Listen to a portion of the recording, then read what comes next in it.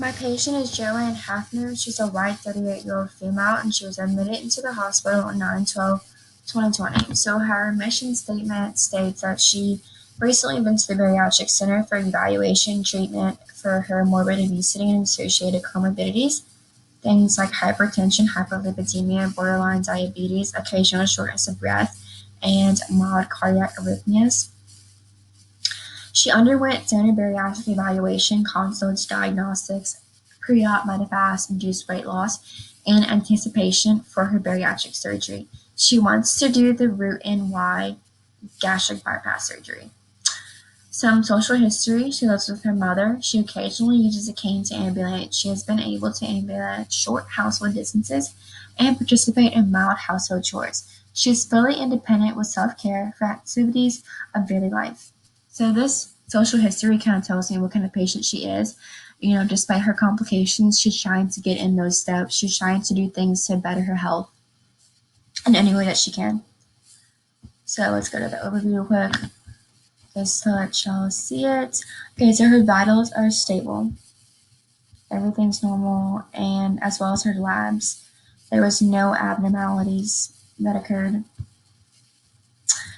Okay, and right here I'm going to show y'all this. On 9/13, her weight was 350, her height was 66, and her BMI was 56.5, which is class 3 obesity.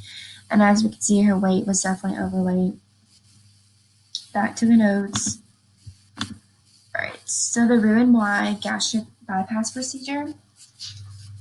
What happens is they create a small pouch at the top of the stomach, restricting food intake and causing easy satiety. So the procedure went pretty well. Everything went smoothly. She did complain about some mild abdominal pain. The doctor prescribed her with 2 ounces of clear liquids per hour. The abdominal pain did get worse throughout the day, so bad that she couldn't move around. And then the CT scan did show that there was a small bowel obstruction. With gastric bypass surgery, there's a lot of complications that can occur afterwards, like obstructions, dumping syndrome, leakage, hernias, and malabsorption. There's always going to be some type of complication. All right, so let's take a look at the other note on 9/13. So the pain had decreased today, and the patient is anxious to get out of bed and begin mobility.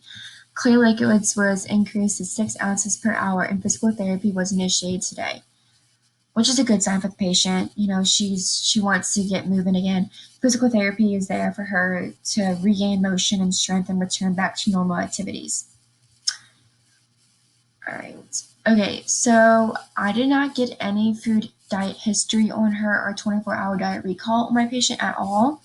All I have is that she was undergoing this bypass surgery. She was on clear liquids. So what I would recommend for her is that I would just recommend continuing the clear liquids for 2 to 3 more days, but also suggest some supplements because, again, like liquids are only going to get you so far. They're not going to give you as much nutrients. So the supplements are there to prevent any deficiencies from occurring.